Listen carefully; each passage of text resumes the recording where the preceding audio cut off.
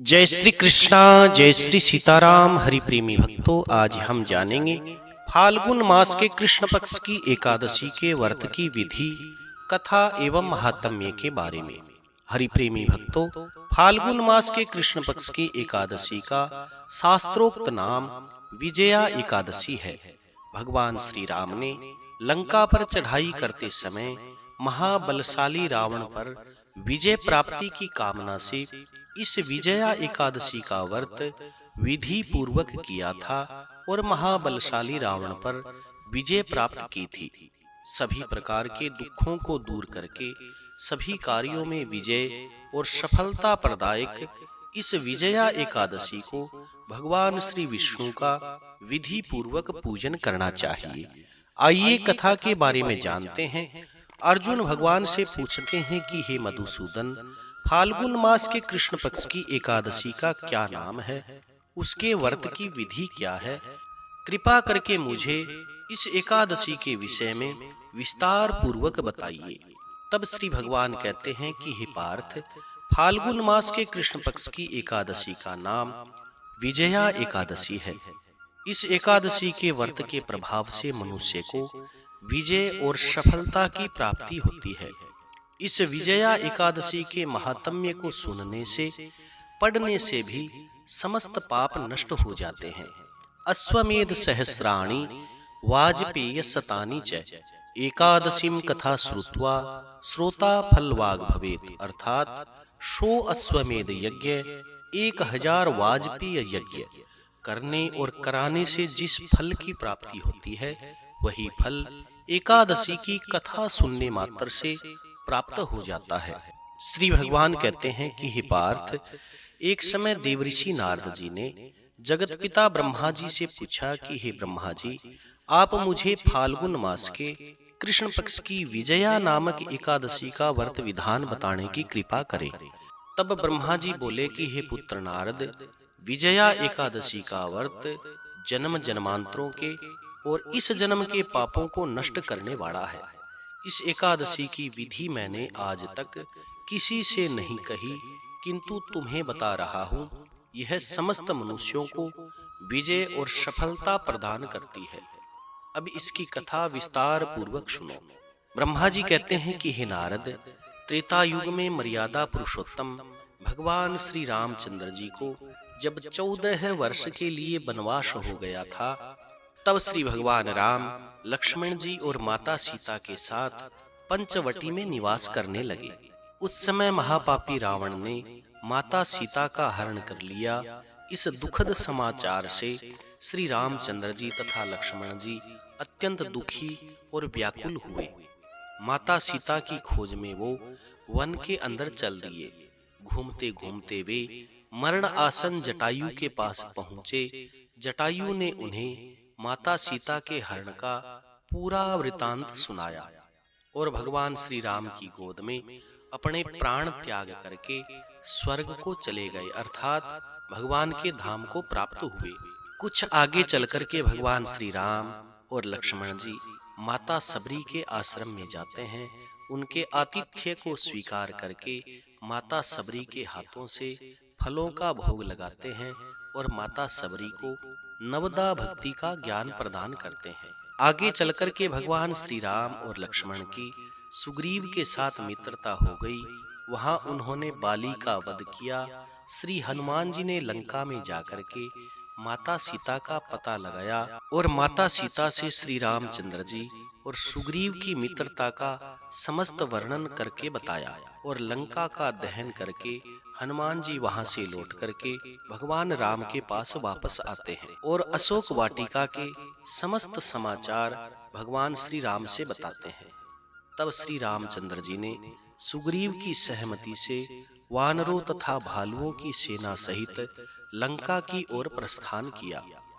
जब श्री रामचंद्र जी समुद्र के किनारे पहुंचे, तब उन्होंने अगाध मगरमच्छों से, जलीय जीवों से समुद्र को देख करके लक्ष्मण जी से कहा कि हे भाई, इस अगाध अनेक जीवों से भरे हुए समुद्र को हम किस प्रकार से पार करेंगे? तब श्री लक्ष्मण जी कहते हैं कि हे भ्राता, आप पुराण पुरुषोत्तम हैं, आदि पुरुष है, आप सब कुछ जानते हो।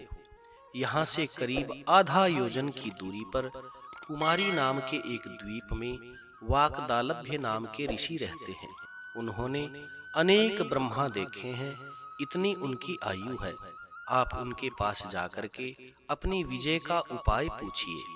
लक्ष्मण जी के वचनों को सुनकर के श्री रामचंद्र जी वाकदालभ्य नाम के उन ऋषि के आश्रम में पहुंचे।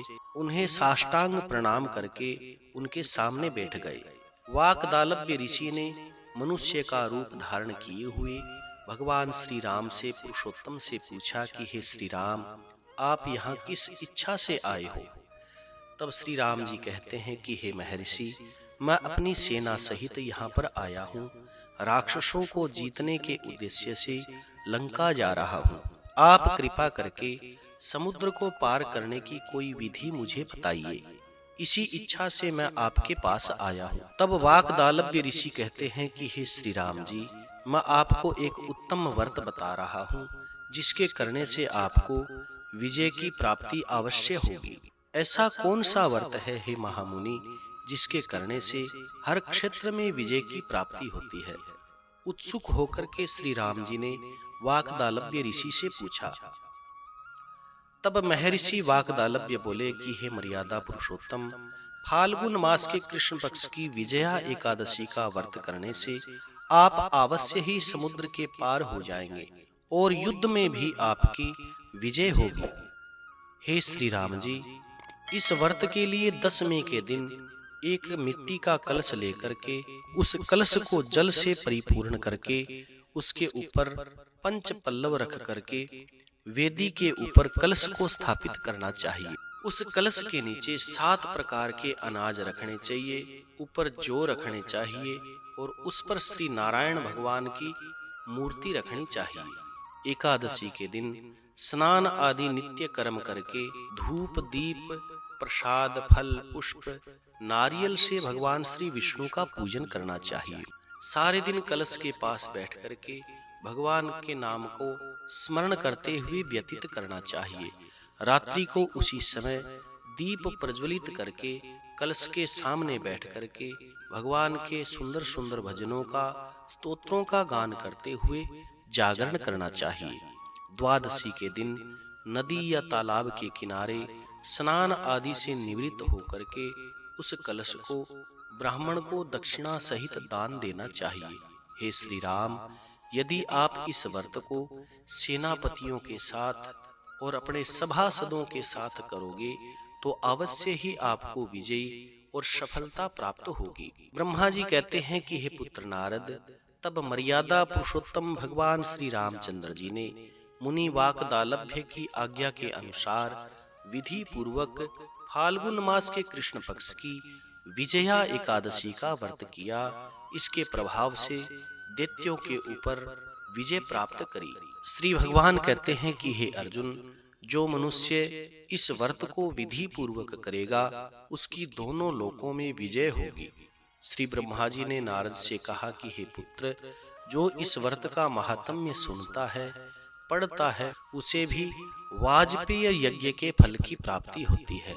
इस कथा का सार सुनने से पहले अगर आप चैनल पर नए हो तो चैनल को सब्सक्राइब करें, ताकि आने वाली समस्त व्रत कथाएं, विधि, महात्म्य आपको प्राप्त होते रहें। इस कथा का सार यह है कि भगवान श्री विष्णु का किसी भी रूप में पूजन मानव मात्र की समस्त मनोकामनाएं पूर्ण करता है। भगवान श्री राम स्वयं भगवान के अवतार थे, परंतु अपनी लीलाओं के चलते प्राणियों को सद्मार्ग दिखाने के लिए, उनको प्रेरणा देने के लिए उन्होंने भी स्वयं भगवान विष्णु के निमित्त इस विजया एकादशी के व्रत को किया। विजय की इच्छा रखने वाला कोई भी मनुष्य इस व्रत को करके अनंत फल का भागी बन जाता है। विजया एकादशी का व्रत प्राणी मात्र को हर क्षेत्र में विजय प्रदान करता है। जय श्री कृष्णा, जय श्री सीताराम। कथा सुनने के बाद में कथा को लाइक करें, शेयर करें और कमेंट में भगवान का मंगलमय नाम अवश्य लिखें। जो लोग इस चैनल पर नए हैं वो चैनल को सब्सक्राइब करें, ताकि आने वाली व्रत कथा विधि महात्म्य आपको प्राप्त होते रहे। जय श्री कृष्णा, जय श्री सीताराम।